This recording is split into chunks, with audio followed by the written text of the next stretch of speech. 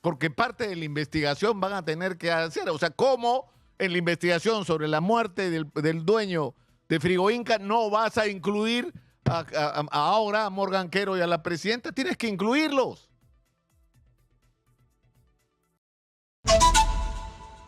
El día de ayer, el programa periodístico Punto Final reveló conversaciones entre una persona, Noemí Alvarado, muy cercana al hombre clave de la empresa Frigo Inca, y a un vocero, a un emisario, el señor Carlos Guillén, que venía supuestamente de parte del gobierno.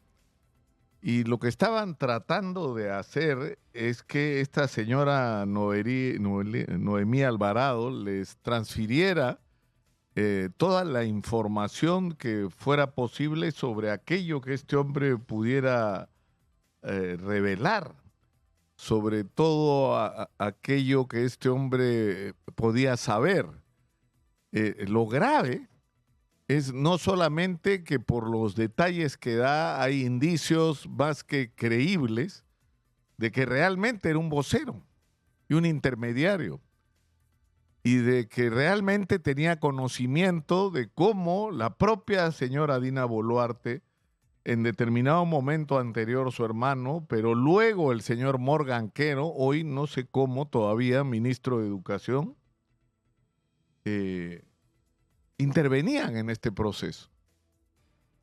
Es decir, desesperados por conseguir información y por describir lo que literalmente en el diálogo Carlos Guillén define como la voluntad de la gente del gobierno de enterrar al jefe de Frigo Inca.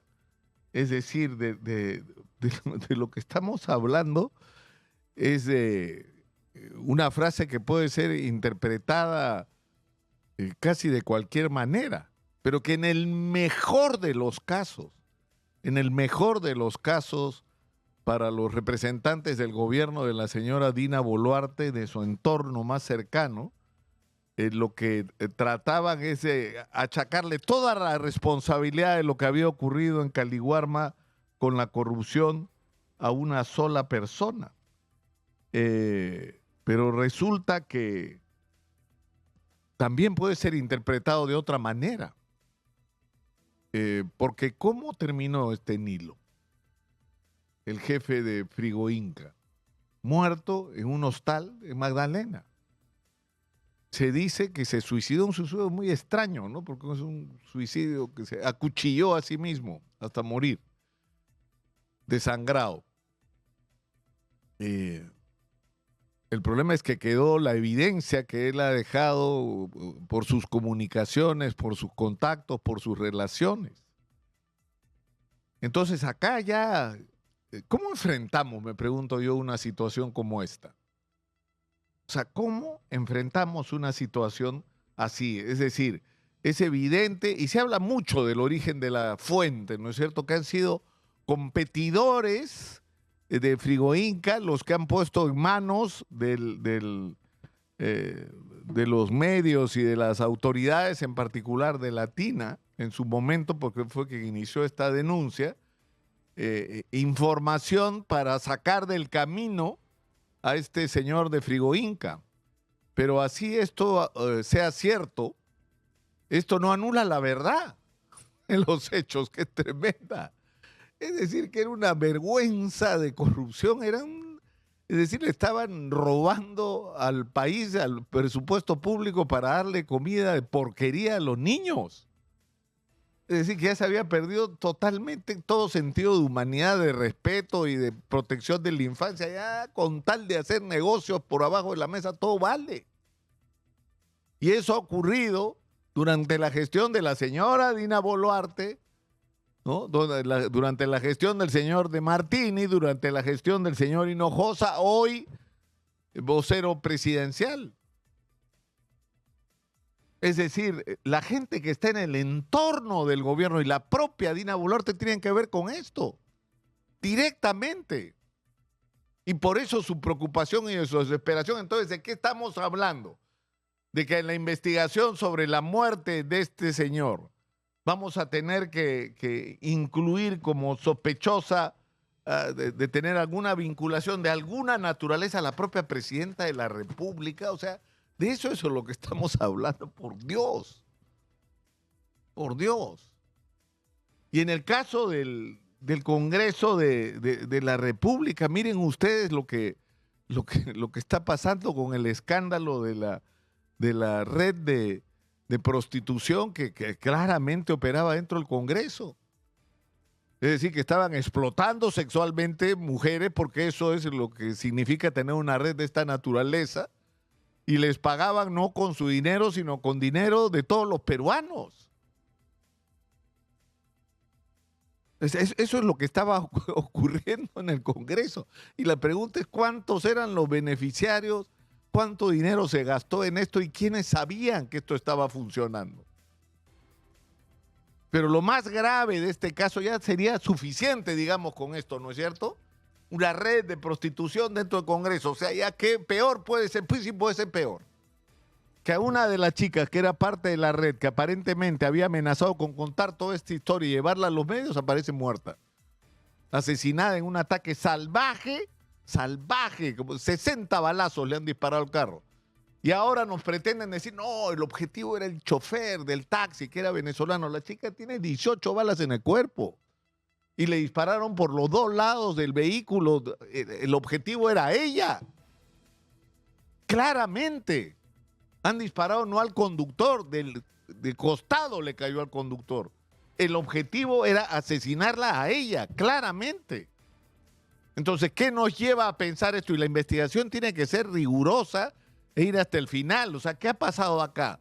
Han tratado de silenciar a esta chica con su asesinato y ni con él están impidiendo que nos enteremos de todas las vergüenzas que ocurren ya a ese extremo en el Congreso de la República. Entonces, miren a dónde ha llegado la degradación del ejercicio de la política en el Perú.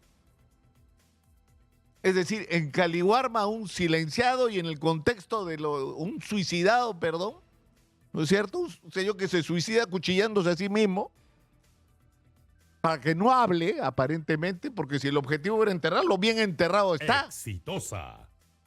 Y que en los diálogos y en las grabaciones y en los testimonios que empiecen a aparecer, vamos subiendo en la escala de intervención de las altas jerarquías del poder en el Perú. Ahora hasta el señor Morgan Quero y la presidenta están metidas. Porque parte de la investigación van a tener que hacer. O sea, ¿cómo en la investigación sobre la muerte del dueño de Frigo Inca no vas a incluir ahora a Morgan Quero y a la presidenta? Tienes que incluirlos. Y en el caso de la chica muerta a balazos, para silenciarla, ¿cómo no se va a incluir a los señores congresistas y funcionarios del Congreso que han intervenido en esta red? Es decir, a ese nivel hemos llegado. Y la pregunta que es absolutamente legítima, por Dios, y que yo le he hecho por lo menos 2 veces la semana pasada. Vamos a hacer, o sea, ¿cuán peor se puede poner? Porque el problema es que esto se puede poner peor. Entonces, es evidente que sale acá directamente la interrogante de que dice, ¿se van todos de una vez? Y si se van todos y si adelantamos las elecciones, entonces evidentemente eso nos enfrenta al impacto que eso puede tener en la economía en un año que puede ser extraordinariamente favorable para el Perú. Por el boom en el precio de los minerales, que es una cosa brutal.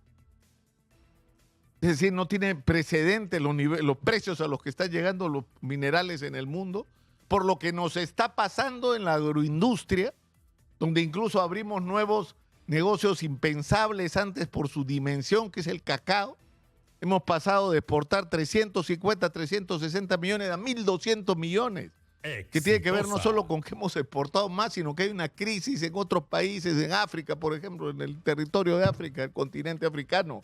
Hay problemas con el abastecimiento y hemos invadido mercados que no eran nuestros y nos hemos apoderado por la calidad de nuestros productos y hay que sostener y multiplicar eso porque le cambia la vida a miles de agricultores, de pequeños agricultores peruanos. Es decir, Tenemos el puerto de Chancay, que si hacemos las cosas bien, todas esas cosas buenas pueden pasar en el Perú si se hace lo adecuado. Entonces tendremos que buscar la fórmula para realizar un proceso de transición, porque esto no puede seguir así. O sea, ¿no se dan cuenta de que esto se puede poner cada vez peor?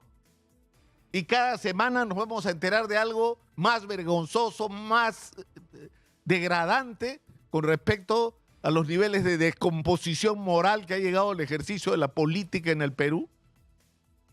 Porque estamos en manos de gente impresentable, que es capaz de todo, no solamente para saquear el aparato del Estado, sino para satisfacer sus bajas pasiones, como se dice. De cualquier cosa, no les importa, nos desprecian. No les importa lo que piense la gente. No les importa nada. Y los estamos dejando y ellos piensan, no, estamos seguros hasta el 2026. Es más, hay que arreglar todas las leyes y todos los procedimientos electorales para seguir atornillados. No van a poder. Pero ¿cuál es el otro gran problema? Hay dos problemas. Uno ya salió en la República, lo que yo les advertí. Un general en retiro que ha sido dado de baja, Víctor Canales, que está hablando claro, que expresa, no es una opinión personal, Adela, es una profunda molestia que hay en las Fuerzas Armadas también, no en los altos mandos, que están enchufados ahí con los presupuestos, con las compras, ahí están enchufados, ¿no? Ellos son parte del negocio de hacer política y de disponer de los recursos públicos. Pero en las Fuerzas Armadas hay en este momento un sentimiento de incomodidad de hasta dónde se va a permitir que esto se siga degradando cuando el país está asolado por la delincuencia, que es una nueva guerra como fue la guerra contra el terrorismo y que estamos perdiendo por la ineptitud de la gente del gobierno. Pero para terminar, tenemos en el otro lado, ¿ya cuántos candidatos tenemos? ¿Por de un 42? Señora Magariño, 45. O sea, el PPC, que es un partido al borde de la desaparición, hay como 4 que se están peleando por ser ellos candidatos de ese partido que no va a tener ni la valla va a pasar, pero tiene candidatos, le sobra.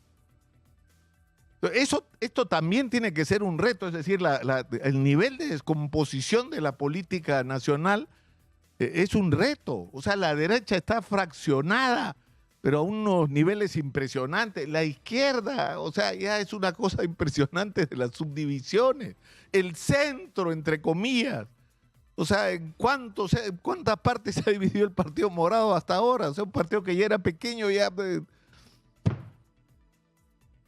40 y tantos candidatos, por Dios, tienen 40 y tantos proyectos nacionales. No tienen proyectos nacionales. Y lo que tendrían que hacer es el esfuerzo de unirse alrededor de proyectos nacionales. Si hay gente que dice que están enamorados de Milei, hay que hacer lo que hizo Milei y además lo de Bukele, ya háganlo, pues júntense y propónganos seriamente una alternativa de ese tipo. Acá nos encargaremos de hacerle acordar que eso ya en el Perú se hizo hace 30 años, del 92. Nos gobernó algo muy parecido a Milei de Argentina hoy. O se aplicó un programa muy parecido al de Milei y al de Bukele mezclado, ¿no? Y la izquierda, júntense, pues, están muy golpeados porque su oportunidad que fue la de Pedro Castillo la perdieron. Fue lamentable ese gobierno, más allá de cualquier otra consideración en términos del ejercicio del poder, porque son incapaces de hacer nada juntos. Y el centro ya no sabe ni qué son, ni qué son. Entonces, júntense alrededor de ideas, no alrededor de personas, porque esto es todos se creen iluminados y ninguno lo es, entérense, ninguno lo es. Esto no lo resuelve una persona. Esto lo resuelve colectivos estructurados alrededor de ideas, de proyectos y de propuestas. Y eso es de lo que se trata en este momento. Soy Nicolás Lucar, esto es Hablemos Claro. Estamos en Exitosa, la voz de los que no tienen voz. 95.5 en la FM en Lima, canal 34 de Movistar.